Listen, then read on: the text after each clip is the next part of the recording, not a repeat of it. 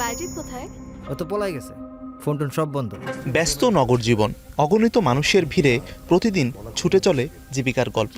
কেউ সংগ্রামে ক্লান্ত, কেউ স্বপ্নে বিভোর।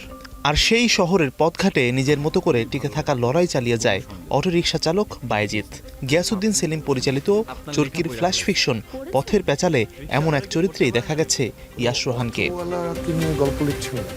চরিত্রটিকে নিখুঁতভাবে ফুটিয়ে তুলতে শুটিংয়ের সময় সত্যিকারের অটোরিকশা চালিয়েছেন তিনি।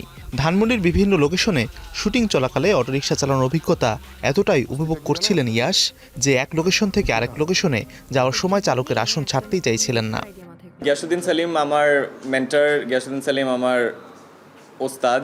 সো আমি আসলে সেলিম আমার সাথে স্বপ্নজাল করার পরে আমার কোনো কাজ হয়নি। সো আফটার দ্যাট অনেক দিন পরে আমি সেলিম আমার সাথে কাজ করেছিলাম এবং I had a very unique experience পথের পেঁচালে, বিকজ আমাকে ধানমন্ডির রাস্তায় অটোরিকশা চালাতে দেওয়া হয়েছিল এবং আই স্টিল রিমেম্বার লালমাটিয়া থেকে আমি বের হয়ে আমাকে একটু 27 নম্বরের দিকে যাইতে হবে।